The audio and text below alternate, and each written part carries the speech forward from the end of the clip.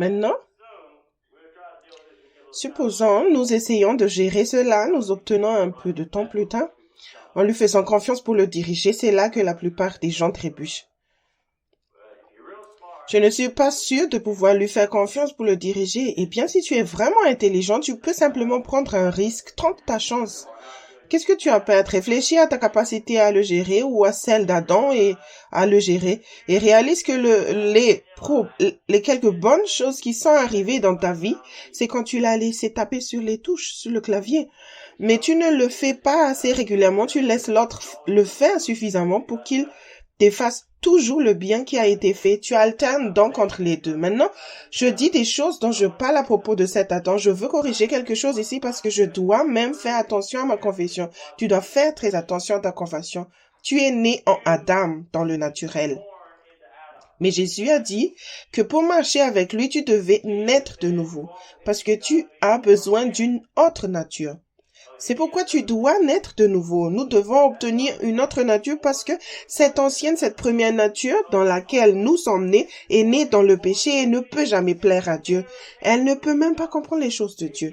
Tu dois donc avoir une nouvelle nature qui non seulement peut obéir à Dieu, mais aussi comprendre les choses de Dieu. Maintenant, il n'est pas important de savoir si c'est du bien ou du mal. Cette vieille nature, tout ce qu'elle fait est contraire à ce que Dieu veut faire. Paul, dans Romains 7, répète tout ce que Dieu veut faire, cette nature la fera à l'opposé, soit en mal, soit en bien, mais ce sera à l'opposé de ce que Dieu veut faire. La nature de Christ ne fait que ce que Dieu veut qu'elle fasse, elle ne fera jamais rien de contraire à ce que Dieu veut. J'ai donc une crise d'identité quand je suis venu à Dieu. Je n'en avais pas avant d'être sauvé, je savais qui j'étais. Je savais ce que je ferais s'il me regardait comme ça, ou quoi que ce soit, ou s'il me bousculait, ou quelque chose comme ça. Je savais ce que je ferais. Je me connaissais. Alors, ne fais pas ça parce que je sais ce que je ferais si tu faisais ça.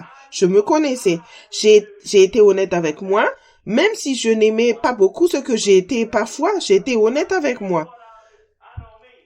Mais lorsque je suis venu au Christ et que je suis né dans la famille de Dieu, que cette naissance m'a donné une nouvelle nature, cette nature ressemble à celle de mon grand frère Jésus.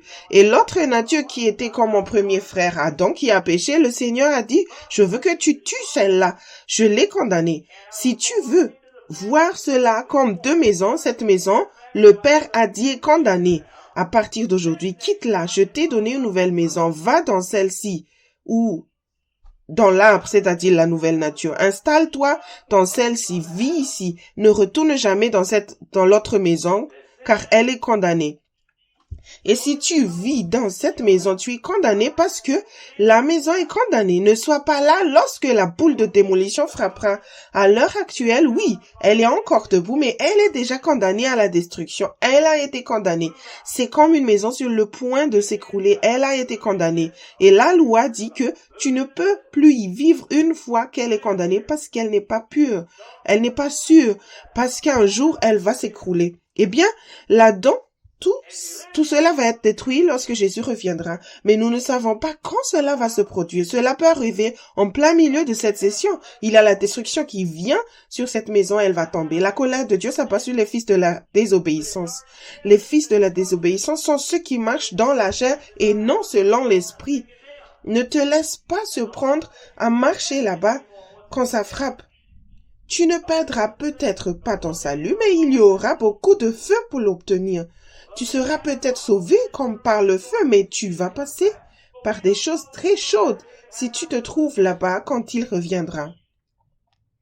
Il a donc dit que tu avais le temps de déménager complètement et que la meilleure chose à faire était de le laisser démolir ta maison pour que tu ne sois pas tenté d'y revenir. C'est pourquoi je veux mettre la hache à la racine, parce que tu ne peux pas retourner manger sur l'arbre s'il est mort. Ne te contente pas d'essayer de rester à l'écart parce que tu as une belle maison bien équipée là-bas et que chaque fois qu'il fait un peu chaud ici, tu peux aller t'y installer et te rafraîchir un peu.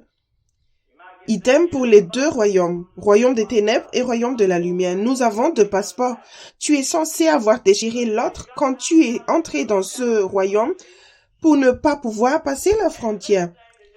Mais nous gardons les deux passeports à jour. De cette façon, nous faisons des allers-retours. Ce n'est pas très bien. Jésus a dit d'être l'un ou l'autre, chaud ou froid. Soit tu es froid, soit tu es chaud. En lui, tu es chaud. L'entre-deux n'existe pas. Les allers-retours, le mélange du chaud et du froid te rend tiède. C'est pourquoi le Seigneur a mis en garde l'église dans l'Apocalypse. Il a dit, je te vomirai. C'était l'église de Laodicée. Parce que tu n'es ni chaud ni froid. Je te vomirai. Je suis allé à Laodicée dans l'actuelle Turquie. Tu es sur le flanc de la montagne et c'était l'un des centres financiers du monde à l'époque où Jésus a prononcé ces paroles par l'intermédiaire de Jean. Quand vous regardez sur le côté de cette montagne, et je suis allé dans l'autre ville où il y avait des ruines, et c'est la forme d'une ville, mais les murs ont été démolis, mais vous voyez des fondations et vous pouvez voir où se trouvait chaque maison. À Laodicée, tu ne pouvais pas savoir où se trouvait une maison parce qu'on aurait dit que tout le flanc de la montagne avait été balayé par le vent. Il y avait des rochers ici, des rochers là. Rien dans une forme ou un autre qui puisse montrer où se trouvaient les fondations ou quoi que ce soit d'autre. On aurait dit qu'elle avait été projetée sur le flanc de la montagne. Le Seigneur a dit, si tu ne te réponds pas, je te vomirai de ma bouche. J'ai été stupéfait de voir cela. On aurait dit qu'elle avait été projetée sur le flanc de la montagne. Nous devons donc comprendre la gravité de la situation. Nous ne pouvons pas jouer à des jeux avec cette question. Nous devons déménager. C'est la vie ou la mort. C'est aussi simple que ça. Maintenant, une fois que tu as commencé, supposons que nous dépassons la question de la seigneurie et que nous décidons simplement qu'il sera seigneur. Et c'est juste une décision. Et je vais l'écouter. Je veux le reconnaître dans toutes mes voies. Et il va diriger mes pas. Maintenant, tu dois réaliser que ces pensées qui te viennent à la tête et que tu veux contrôler vont provenir d'une ou deux sources, mais en un sens, de trois sources, d'accord. Indirectement, de la troisième, mais de vraiment l'une des deux sources. Ces pensées viennent de ta pensée, soit le Christ était sur le clavier, il les a mises dans ta tête. Dans ce cas, tu le testes, tu réalises que c'était le Seigneur, tu libères la pensée, tu fais ce qu'il dit. Le corps obéira. C'est aussi simple que ça, d'accord? Ou bien, il s'agissait de la vieille nature d'Adam qui est programmée dans la tête pour satisfaire sa propre convoitise et qui est motivée par elle-même.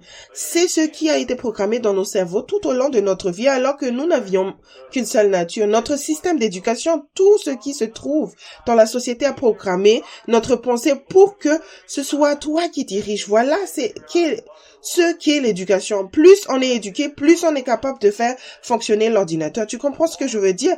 Qui est notre coordinateur européen titulaire d'un doctorat? Cela signifie qu'il a reçu un peu plus de formation que certains d'entre nous pour diriger son propre affaire.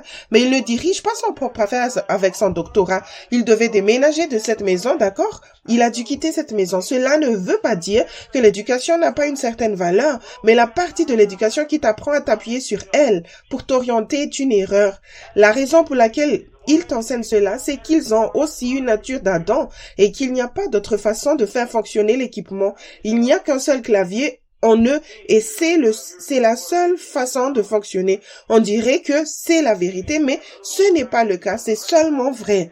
La vérité est qu'il existe une autre nature que l'on peut recevoir. Elle dispose d'un clavier relié à l'ordinateur. Il y a une personne de cette nature qui fera fonctionner l'ordinateur bien mieux que toi. Tu ne pourras jamais avoir assez d'éducation pour le faire fonctionner parce que celui que nous mettons sur ce clavier, sa sagesse, est plus grande que tous nos diplômes de doctorat. Comme les cieux sont au-dessus de la terre. Tu peux prendre toutes les personnes les plus intelligentes du monde entier, les mettre ensemble et leurs bêtises comparées à l'opérateur informatique auquel nous avons accès. Est-ce qu'il est logique que même si nous sommes bien formés pour le faire fonctionner ici, il est ridicule de s'en tenir à quelque chose d'aussi archaïque alors que nous disposons d'une technologie de pointe? Amen, c'est ridicule. Il y a deux façons de faire fonctionner l'ordinateur, mais l'une d'elles est pathétique. L'une est à la pointe de la technologie. Maintenant, voici quelque chose d'autre intéressant à ce sujet pour toi. Permettez-moi de partager ceci avec vous tous. Soit le Christ est sur le clavier, soit nous sommes soumis à Adam et par ce qui a été programmé dans notre pensée, la vieille nature charnelle restera là et fonctionnera. Elle est en mode automatique. Elle fait apparaître des choses et tu veux faire quelque chose. Cela active le cerveau et tout ce que tu as programmé dans ta pensée, tu le fais apparaître à l'écran et tu choisis, ouais, c'est la meilleure chose à laquelle je peux penser. Oui, et tu laisses tomber. Ou bien, à partir de cet endroit, si nous avons beaucoup de péchés dans notre vie, Satan peut entrer et donner des directives où nous pouvons complètement céder. Et en fait, les gens qui sont possédés par Satan et qui sont totalement hors de contrôle, ils lui remettent le clavier pour qu'il s'en serve. Tout comme nous l'avons fait pour le Christ. C'est un cas extrême. Les chrétiens ne vont pas faire cela, mais ils vont parfois l'écouter au lieu de cela. Juste pour un petit moment, vous savez, ils le laisseront tapoter un peu tant qu'il tapote de bonnes choses. Ils ne se rendent même pas compte que c'est Satan. Il imitera même la manière dont Christ tape sur le clavier.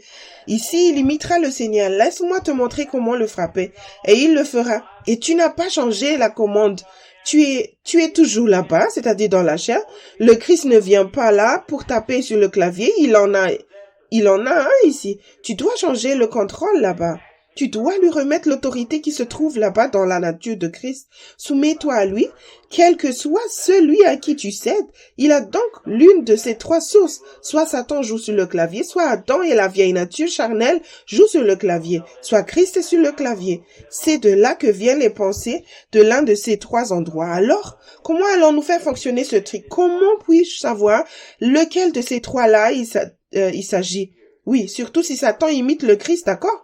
Est-ce une question légitime? Oui. D'accord, je vais te donner une réponse assez simpliste.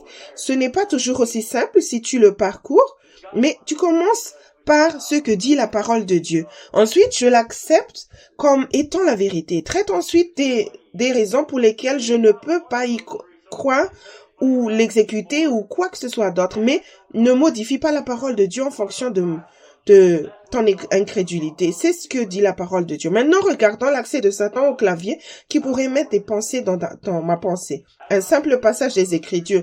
Je vais juste citer quelque chose que vous connaissez tous, mais je vous le rappelle. Soumets-toi au Seigneur, résistez au diable et il s'éloignera de vous. Je suis sûr que tout le monde connaît ce passage. Soumettez-vous au Seigneur, résistez au diable et il s'éloignera de vous. Je vois des chrétiens partout dans le monde qui essaient de résister au diable et il ne va nulle part. Ils disent, j'ai fait ce que la Bible a dit, je résiste au diable, mais il ne me laisse pas tranquille et il continue à venir. Mais ils ont oublié la première partie du verset. Tout d'abord, soumets-toi au Seigneur. Ensuite, tu résistes au diable et il s'éloignera de toi. Ils n'ont pas donc obéi à la condition pour qu'il s'enfuit. S'il ne fuit pas, c'est la confirmation que tu n'es pas soumise au Seigneur. Si tu veux savoir à quelle vitesse et avec quelle force il courra, quand tu lui résisteras, c'est juste la profondeur de la constance de ta soumission à Dieu. Tous ceux qui sont ici, je le sais, sont soumis à Dieu. Sinon, vous ne serez pas ici. Tout comme tous les gens ici présents, je sais que tu aimes Dieu, sinon tu ne seras pas ici. Mais l'aimes-tu à 100%? Ou bien dans le Proverbe 3, versets 5 et 6, lui fais-tu confiance de tout ton cœur? Est-ce toujours à 100%? Nous devons l'aimer de tout notre cœur pour en bénéficier pleinement. Nous devons lui faire confiance de tout notre cœur ou nous soumettre à lui de tout notre cœur pour que le diable ait le pouvoir de s'enfuir comme le dit la parole de Dieu. Si tu ne le fais pas à 80%, tu obtiendras un effet de 80%. Si tu le fais à 20%, tu obtiendras 20% d'effet. C'est pourquoi dans le corps de Christ, tu vois des gens faire la même chose, mais certains le font plus efficacement que d'autres. Tu as simplement un pourcentage plus élevé d'obéissance et à l'un de ces deux commandements. C'est aussi simple que cela. Cela ne signifie pas qu'ils sont meilleurs que toi ou que Dieu les aime davantage. Cela signifie qu'ils acceptent la responsabilité de ce qu'ils font de mal, qu'ils arrêtent de se trouver des excuses, qu'ils ont cherché les raisons plus longtemps que toi et qu'ils ont fait face à plus de choses que toi. Ils ont peut-être eu plus de temps. S'ils n'ont pas eu plus de temps, cela devrait vraiment te faire quelque chose. Tu as été paresseux. Ils le font depuis 10 ans. Et ils sont arrivés en 5 ans. Tu n'as commencé que la semaine dernière, c'est logique. Mais cela fait 10 ans que tu le fais et ils ont commencé la semaine dernière et ils te devancent. Cela devrait vraiment t'exciter. Au lieu de les condamner et de les rabaisser, cherche à savoir ce que tu fais de travers. Si j'obéis à ce seul petit commandement, que je me soumets à Dieu, que je résiste au diable et qu'il s'enfuit de moi, si j'ai fait cela et qu'il m'a fui, comment peut-il donner des coups de poing sur mon clavier? Il ne peut pas. Il n'a pas sa place en moi. Tu comprends ce que je veux dire? Il n'a pas sa place en moi. S'il n'a pas sa place en moi, il ne peut pas toucher à mon clavier. J'ai éliminé celui-là. Il ne m'en reste plus que 2.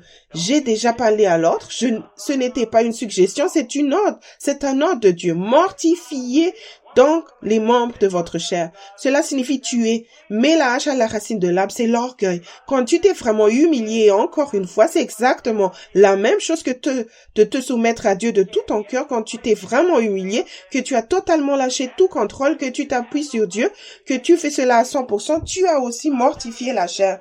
Tu l'as fait, il est mort. Un mort ne peut faire fonctionner le clavier. S'il est faible et mal en point, il ne peut pas faire fonctionner un bon clavier, mais il peut donner des coups de poing. S'il est fort, en bonne santé, il peut rester assis et travailler 12 à 16 heures par jour. Donc cela dépend du niveau auquel tu obtiens cette chair mortifiée. Ne passe pas toute ta vie à essayer de cueillir les fruits de cet arbre. C'est une erreur typique de repentance que font la plupart des chrétiens? Ils s'en prennent à cet arbre qui porte toutes sortes de fruits issus de la racine de l'orgue. Et chaque fois qu'une nouvelle récolte de fruits sort, oh non, comment cela a-t-il pu se passer? Je ne m'étais pas rendu compte que cette racine était encore en moi. Je pensais même m'en être débarrassé. Il se précipite et cueille tout. Je pensais l'avoir. J'espère que personne ne l'a vu avant que je ne l'enlève. Et juste au moment le plus inopportun, en voilà un qui surgit à nouveau. Juste au moment où le pasteur est passé, l'un d'eux des fruits, donc est sorti. C'était le printemps, je n'avais pas réalisé que c'était le printemps. Tu t'affoles, tu enlèves tout, tu prends des ciseilles et tu coupes les branches. Ça devrait suffire. Tu vois c'est ce qu'on appelle l'élagage, pardon. La Bible, c'est ce que tu fais si tu veux que l'arbre produise plus de fruits. Peut-être qu'il reste éteint un peu plus longtemps, mais la saison suivante, bam, le voilà qui arrive, plus de fruits que tu n'en avais auparavant. Oh, mais qu'est-ce que c'est cette histoire? Je suis en train de rétrograder. Pourtant, tu pensais que tu te repentais tout le temps. Puis le diable dit, tu vois, tu ne t'es pas repenti. Quelqu'un a déjà compris ça? Tu ne t'es pas vraiment repenti. Si tu t'étais vraiment repenti, il n'y aurait plus rien là-dedans. Et tu crois à ce mensonge qui pourrait être vrai, mais dans la plupart des cas, ce n'est pas la vérité. Il est vrai que tu ne t'es pas repenti du problème de fond, mais ce n'est pas vrai que tu ne t'es pas repenti de ce fruit. Tu aurais pu te repentir de ce fruit, mais cela ne tue pas l'arbre. Tu dois remonter jusqu'à la racine de l'arbre, abattre la hache sur l'arbre, et la saison prochaine, il n'y aura pas de fruits sur cet arbre parce qu'il est desséché. Il n'y a plus de sève qui monte à travers lui. C'est une erreur courante. La plupart des chrétiens dans le monde ne se repentent qu'au niveau de fruits ou peut-être de la branche, mais pas au niveau de la racine. Tu dois donc reconnaître que cela vaut la peine de faire un effort supplémentaire pour remonter jusqu'à la racine. Si tu n'es pas sûr de chaque étape, c'est bien de connaître toutes les étapes de la croissance à partir de la graine. Ainsi, si tu l'as raté au niveau de la semence, vous l'attrapez au niveau de la germination. Et à chaque étape, tu peux l'attraper. Tout a une origine. Tu as des organes. Elles ne flottent pas. Tu as des oranges, pardon. Elles ne flottent pas simplement dans l'air. Elles sont accrochées à quelque chose. Un petit tige, des brindilles accrochées à un rameau à une branche à un tronc. Et tu peux le suivre jusqu'en bas. Tu es relié à quelque chose. À chaque étape, il y a quelque chose d'autre. Et bien, à chaque endroit, pour passer à l'étape suivante, il doit y avoir un changement. Quelque chose d'autre doit se produire. Si tu pouvais identifier ce point et voir ce changement qui s'est produit, tu aurais pu l'attraper tout de suite. Au moins, tu aurais pu l'arrêter avant qu'il ne sorte et devienne un arbre que personne d'autre pourrait manger, ce qui est mauvais. Tu sais ce que je dis? Avant qu'il ne sorte vraiment, au moins attrape-le au stade de la floraison parce que c'est le fruit proprement dit qui va apporter des dégâts, qui va toucher d'autres personnes. Maintenant, les gens qui sont plus mûrs et plus perspicaces, ils peuvent dire quand tu as juste une semence, ou ils peuvent dire quand tu es sur le point de fleurir, ou ils peuvent dire quand tu as déjà fleuri et que tu t'apprêtes à produire des fruits. Ils peuvent s'en rendre compte, tu devrais pouvoir le faire toi-même, mais si tu ne peux pas en attendant, coupe au moins l'arbre, la racine pivotante et l'orgueil. Tu n'as pas besoin de comprendre comment tout cela est arrivé là. Il te suffit de t'humilier, de le remettre à Dieu et de réaliser que pour pécher, quel qu'il soit, tu dois assumer la seigneurie. Pour que cet arbre puisse pousser, il faut que tu fasses passer cette seigneurie, un acte de ta volonté à Adam. Alors, pour se repentir, il suffit de revenir au Christ. Humilie-toi humblement, remets-le au Christ. Lorsque tu fais cela, tu coupes les mensonges, tu poses la hache sur la racine de cet arbre et les fruits commencent à mourir. Et il continuera à mourir et à tomber tant que tu le maintiendras dans cette position. Si tu la vois repousser, c'est ta preuve, ou si tu la sens pousser, c'est la preuve que consciemment ou inconsciemment, tu l'as réenclenché. Je veux dire que si tu reconnais cela, ne te donne pas du coup de pied pendant 3 jours et n'écoute pas le diable, mais humilie-toi immédiatement et remets la commande en place. Une fois que tu as récupéré la commande, parle à celui, c'est-à-dire à Jésus qui est sur le clavier ici, et demande-lui d'afficher tout sur ton écran les raisons pour lesquelles tu as échangé et la ruse que le diable a utilisée, mais ne laisse pas la commande avec le diable sur le clavier, ne pose pas la question qu'est-ce qui n'a pas marché, parce qu'il se fera passer pour Dieu, tapera sur ton clavier et te rappellera ce qui n'a pas fonctionné et tu passeras les 50 prochaines années à travailler dessus sans jamais y remédier. C'est l'un des moyens qui semble juste alors que tu es dans le mauvais arbre de demander à Dieu ce qui ne va pas. Et il n'est pas sur le clavier. L'ennemi de ton âme se mettra sur ce clavier, te mentira, te donnera des moyens qui semblent justes, te donnera un mauvais diagnostic de ce qu'est le problème et peu importe à quel point tu traites ce mauvais diagnostic, tu ne seras jamais guéri. C'est donc important de voir que même ceux que je forme et qui se font prendre ont toujours tendance à faire ce qu'il faut, à entrer dans le mauvais arbre et à commencer à poser des questions pour essayer de s'en sortir. Et tout ce qu'ils avaient à faire, c'était de s'humilier, de reconnaître, Seigneur, je suis désolé, pardonne-moi d'avoir repris la seigneurie ou d'avoir rendu la seigneurie à Adam. Tu es mon Seigneur, je ne l'ai pas fait consciemment. Seigneur, si je l'ai fait, pardonne-moi, c'était stupide. Tu es mon Seigneur, je veux que tu prennes la décision. C'est tout ce qu'il faut, une simple décision de revenir. Donc, si nous faisons cela, nous nous sommes débarrassés de ces 2 autres raisons et il n'en reste plus qu'une. Maintenant, c'est le problème commun que j'ai dit qu'il faut vraiment faire attention à notre confession. Qui es-tu? Suis-je Joseph Adam ou Joseph Christ? Tu as dit, je ne veux pas que tu sois les 2 à la fois. Choisis celui que tu vas être. Qui es-tu? Pendant des années, j'ai été Joseph Adam. Je n'avais pas d'autre choix. Tu sais ce que c'est dans cette situation que j'ai vécue? Mais maintenant, j'ai choisi d'être en Christ. Mais lorsqu'une pensée me vient à la tête et me dit de faire quelque chose que je sais que le Christ n'aurait pas voulu faire, que dis-je à partir de ma volonté? Mais je veux le faire. Dieu, pourquoi ne puis-je pas faire cela? Est-ce que c'est ce que tu veux faire? Ou est-ce que c'est ce que Adam veut faire? C'est ce qu'Adam veut faire. Que veut faire le Christ? Ce n'est pas ça, n'est-ce pas? Alors lequel es-tu? Lequel vas-tu t'identifier? Comme étant toi, ce que le Christ veut faire ou ce que Adam veut faire? Lequel est le tien? Quel est le vrai toi? Tu serais étonné de voir les chrétiens qui pensent encore que le vrai moi, pour eux, c'est Adam.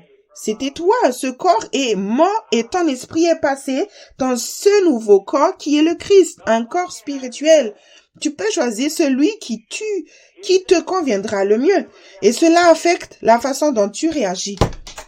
Si j'identifie le fait de ne pas vouloir faire ça, je ne veux pas faire ça parce que ça pourrait faire mal. Je ne veux pas le faire parce que cela pourrait me coûter cher. Je ne veux pas le faire parce que cela pourrait me mettre dans l'embarras. Toutes ces choses, ces prétextes, ces excuses que nous essayons de trouver pour expliquer pourquoi nous ne voulons pas faire ce que le Christ a mis sur l'écran. Nous continuons à le prendre comme si c'était moi. Et si nous réalisons que lorsqu'il est apparu à l'écran et que cette nature a commencé à agir parce que nous ne l'avions pas encore vraiment tué, si tu veux bien commencer par, voilà Adam qui hurle à nouveau, qui fait des siennes, eh bien, pas de chance, mon vieux, je vais juste le libérer. Mais voilà ce que je vais faire. Tu peux crier si tu veux, je ne vais pas t'épargner les pleurs. Qu'est-ce que ça peut me faire que tu cries et que tu pleures? Ce n'est pas moi. Je veux faire la volonté de mon Père. C'est ce qui apparaît à l'écran. J'aime faire la volonté de mon Père. C'est ce qui apparaît à l'écran. Je ne veux pas faire ce que Adam veut faire pour qu'il puisse pleurer, bouder, piquer une crise et faire ce qu'il veut. Il est censé être mort de toute façon. Le fait même que je le laisse en vie est la raison pour laquelle je ne devrais pas me plaindre parce qu'il va brailler et me donner du fil à retordre. Si je ne veux pas l'écouter, je devrais le tuer. Mais tant que je vivrai là-bas dans Adam, je ne veux pas faire exploser la maison. Mais si je déménage et que je le considère comme mort, alors je ne l'écouterai pas. Je n'écouterai pas ces cris de mort. Ce n'est pas grave, meurs. Je m'en fiche. Je ne vis plus ici. Démolis cette chose aujourd'hui. Je ne vis plus ici. J'ai une meilleure maison. Tu serais étonné de voir le progrès que tu ferais rien qu'en changeant ton attitude par rapport à qui tu es. La confession, ce que tu confesses avec ta bouche et ce que tu crois dans ton cœur. Crois-tu vraiment que tu es toujours Adam? Si c'est le cas, tu ne crois pas vraiment que tu es né de nouveau. Réfléchissez bien. Tu doutes que tu sois né dans la famille de Dieu et que tu aies vraiment une nature de Christ qui va vivre pour l'éternité avec le Seigneur. Tu hésites. Vérifie ta foi. Examine ta foi. Qu'est-ce qui ne va pas dans ta foi? Tu relâches ta foi dans des mensonges et non dans la vérité. Alors retravaille-la, redresse-la, aligne-la et mets-la où elle est censée aller en la libérant dans la vérité. Reconnais que ce que j'ai cru est un mensonge, ce que tu as cru donc est un mensonge. Dès que tu es convaincu qu'il s'agit d'un mensonge, tu arrêtes d'y croire. C'est pourquoi j'essaie d'éliminer les preuves et d'en obtenir suffisamment pour te convaincre que ce que tu as cru est un mensonge afin que tu arrêtes d'y croire et que tu commences à croire à la vérité. Alors les choses deviendront plus faciles. Tu ne seras pas comme un singe qui saute d'arbre en arbre tout le temps. Nous nous installons, nous coupons celui-là. Celui-ci est largement capable de fournir tous les fruits dont j'ai besoin pour vivre le reste de ma vie. Nous nous disons, oh, mais il y a de bonnes choses ici aussi. Cela vient d'un bel arbre.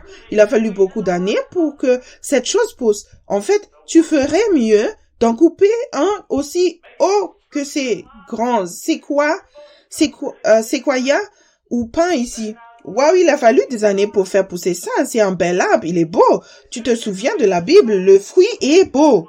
Nous pensons donc à toutes ces choses, bonnes choses là-bas. Nous ne croyons pas vraiment qu'il y ait une chose aussi bonne ou meilleure dans cet arbre. Il n'y a rien dans cet arbre, c'est-à-dire dans la chair, qui puisse être comparable à ce qui se trouve dans l'arbre de vie. Le problème, c'est que la plupart des gens est un séquoia géant dans l'arbre de la connaissance du bien et du mal.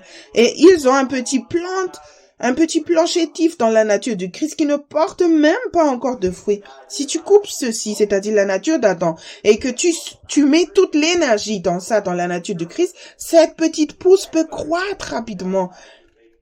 C'est ce qui est étonnant dans le corps du Christ. Tu peux y trouver une graine en repos depuis 20 ans qui n'a pas dépassé 10 cm de haut, mais si tu peux finalement couper tous les mensonges qui lui fait obstacle et prendre 99% de l'énergie qui était mise dans cet arbre dans la vieille nature, la retourner et la mettre ici pour que toute la sève et tout l'eau aille à celle-ci, c'est-à-dire cet arbre de la nouvelle nature, l'arbre croît. Et la première chose que tu sais, c'est qu'il a grandi et qu'il est plein de fruits. L'amour, la joie, la paix, la longanimité, la patience, la douceur, la tempérance, la maîtrise de soi. Tout d'un coup, ça commence à germer. L'arbre n'est pas en train de grogner ou de s'efforcer. Oh, voyons si je peux faire sortir un peu de fruits.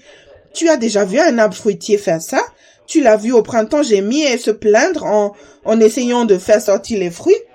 Il est juste là, il en profite, il bat au vent, il loue Dieu, les fleurs sortent et les fruits sortent. Il ne s'efforce pas, il y a un temps et une saison. S'ils restent dans le sol, ils reçoivent tous les nutriments, la pluie et tout ce qui les rend forts et en bonne santé au soleil. Ils reçoivent simplement toutes les choses que Dieu leur donne et en temps voulu, sans aucune contrainte, leurs fruits sortent en saison. Eh bien, c'est de la même façon que tu reçois toutes les choses que Dieu a pour toi. Le rayon du soleil qui sent parfois brûlant, la pluie qui fait parfois froid dans le dos, toutes les choses dont Dieu a besoin. Le vent qui souffle, le genre de choses qui t'oblige à mettre plus de racines pour être stable, te rend plus fort et plus profond. Toutes les choses dont tu as besoin pour devenir un arbre fort et sain, alors le fruit de l'esprit commencera à sortir et il n'y aura pas de lutte. C'est le signe que tu as un bel arbre de Christ en bonne santé lorsque tu as le fruit de l'esprit, selon Galates 5, verset 22. Pas les dons de l'esprit, il y a des dons. Cela n'a rien à voir avec ta maturité. Les fruits ont quelque chose à voir avec ta maturité.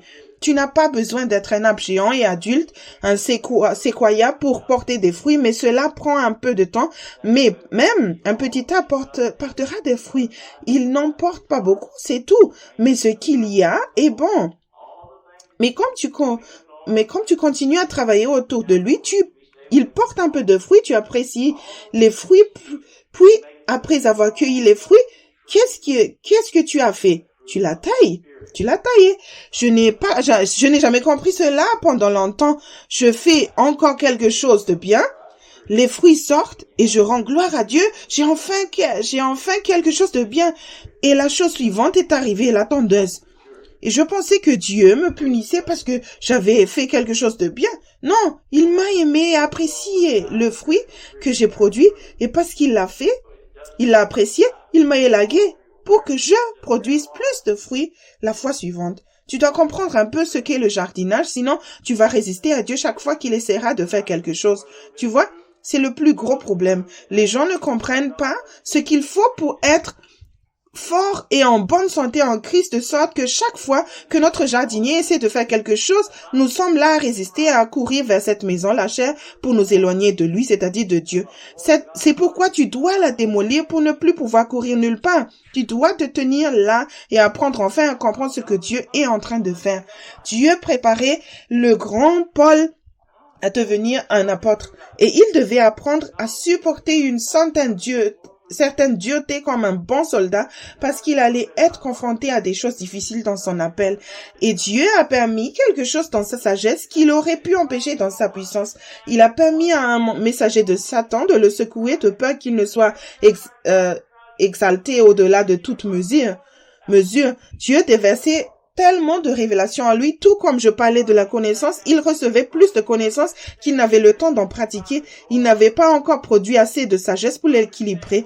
Ce qui s'est produit au cours des quelques 50 où il a exercé son ministère, la sagesse a rattrapé toute la révélation qu'il avait reçue au début. Mais comme il n'avait pas toute l'expérience nécessaire pour retenir cette connaissance et il ne pouvait pas se permettre de s'enfler, il lui a donné un messager de Satan pour l'équilibrer, pour le secouer. Si tu étudies la racine de ce mot en grec, tu verras qu'il s'agit en fait d'une lutte que nous menons lorsque nous sommes enfants et que nous voulons vraiment mettre quelqu'un en colère. Nous lui bloquons la tête, secouons la tête, et nous la frottons avec nos mains.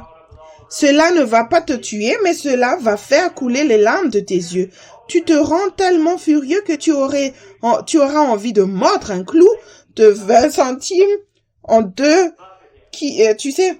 Et cela ne fait que t'irriter, cela ne va pas te tuer, c'est juste douloureux. C'est en gros ce qu'était ce messager qui a secoué. Secouer signifie qu'il lui a simplement frotté la tête, il ne l'a pas tué. Et tout ce qu'il faisait, c'était de crier, hurler, enlevez-le-moi, enlevez-le. Et le Seigneur continuait à dire à Paul, ma grâce est suffisante pour toi. Il n'a pas compris tout ce qu'il savait à ce sujet. Dieu ne lui a pas laissé beaucoup de choix, mais il n'a pas fui Dieu. Il n'a pas couru vers l'autre arbre. Il n'a pas quitté Dieu. Il a simplement supporté même s'il ne la comprenait pas. Mais si tu lis la dernière partie du ministère de Paul, il ne s'est pas contenté de se frotter, d'avoir eu la tête frottée, il le lapidait. Tu vois ce que je veux dire? Tu as déjà étudié ce qu'était la lapidation au Moyen-Orient à l'époque? Il ne se contentaient pas de rebondir quelques pierres sur ta tête. Ils t'ont mis là et ils se sont mis autour et ils ont jeté des pierres jusqu'à ce qu'il y ait un monument. Tu es complètement enfoui, enseveli sous les pierres. C'est ce qu'ils ont fait à Paul. Ils ont tous continué à vaquer à leur occupation. Il n'est plus là. Paul sort de sous le tas des pierres, retourne dans la ville et ils viennent de le lapider, prend ses disciples et poursuit son chemin. Maintenant, quand il traverse ce genre de choses plus tard, il dit « Je peux maintenant compter sur la joie. Quand je tombe dans des épreuves diverses, des tentations et tout, compter sur la joie. Quand je suis faible, c'est là que je suis fort. » Un peu de souffrance ne le dérangerait pas. Un peu de dureté en tant que bon soldat ne le dérangerait pas. Il l'a embrassé juste pour pouvoir participer à la communion de la souffrance de Christ. Il considérait tout ce qu'il avait accompli dans la nature, dans le naturel comme du fumier. Comparé au privilège de cette relation, le type de relation dont nous parlons, tu vois, tu dois apprendre quelque part à faire confiance à Dieu. Ainsi, nous passons de la présence de Dieu à l'apprentissage de la confiance en lui, de la vie en lui et non à Adam.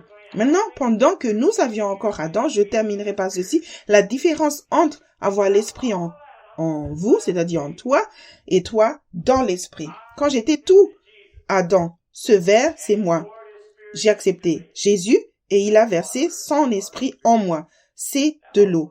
Cela représente l'eau de l'esprit. Maintenant, j'espère, je ne suis pas tout à fait plein, mais j'espère que je suis plein de l'esprit, d'accord? C'est l'esprit qui est en moi. Et cet esprit est une puissance. Il m'a donné la puissance de mortifier et de tuer Adam. Amen. Il m'a donné le pouvoir d'assujettir mon corps et de le placer sous le contrôle de Jésus. Il m'a donné le pouvoir de le faire. Mais je suis assis ici dans un acte de ma volonté. Je peux soit libérer cette puissance, soit ne pas le faire. J'ai le choix. Pendant des années, j'avais encore l'Adam. Satan avait accès à moi parce que je gardais encore l'Adam en vie et qu'il y avait du péché dans ma vie. Mais j'avais aussi l'Esprit de Dieu en moi et je voulais servir Dieu. Je me trouvais donc au point A et Dieu disait d'aller au point B parce que j'aimais Dieu et que je voulais faire ce qu'il disait. Et je croyais que rien ne pouvait m'arrêter tant que je restais concentré sur ce que Dieu me disait de faire. Mais comme j'avais encore Adam en moi et que Satan avait accès à moi, des esprits démoniaques m'attaquaient et commençaient à frapper sur mon verre. Maintenant, comme un bon chrétien, j'ai sorti mon bouclier, mon épée, j'ai commencé à citer les Écritures et à réprimander le diable. J'essaierai de libérer un peu de mon esprit et j'en éclabousserai une partie et une autre. Tu as juste une petite goutte ici. J'en faisais jaillir un peu et je le lançais autour de moi pour faire circuler l'esprit et les repousser. Sortez du chemin avant qu'un autre groupe ne me saute dessus. Je faisais la même chose. J'arrivais enfin à B. Mais mon verre était déjà à 2/3 vide, car j'avais besoin de tout cela pour éliminer les autres. De plus, j'avais fait tout le trajet en frappant et en dardant, et j'avais un peu mal et j'étais épuisé, mais je me suis rendu au rendez-vous. Mais tu vois, toute cette bataille en cours de route n'était pas le rendez-vous. B était le rendez-vous. Quand je suis arrivé, il y avait un gros qui m'attendait. C'était mon rendez-vous avec lui. Mais maintenant, j'ai perdu environ les 2/3 de mon eau. Je suis resté endolori, fatigué et épuisé. Et maintenant, je m'apprête à monter sur un ring avec le gros. Mais je suis une tête de mule. Je suis déterminé. Je crois que la façon de perdre est d'abandonner. Je ne suis donc pas un lâcheur. Alors je grimpe sur le ring. C'est là que Dieu m'a envoyé. Et j'ai fait 48 rounds. Et j'ai fini par gagner. Il est difficile de dire qui est le vainqueur en me regardant. Mais j'ai gagné une décision serrée. Mais j'ai gagné. C'est ainsi que j'ai exercé mon ministère pendant longtemps. Mais je suis devenu un peu plus intelligent. J'ai compris comment entrer dans le Christ. Et c'est de cela qu'il s'agit. Entrer dans la présence de Dieu et y demeurer. Et j'ai réalisé, si tu vois bien, que ce verre c'est moi. L'eau qui contient représente l'esprit.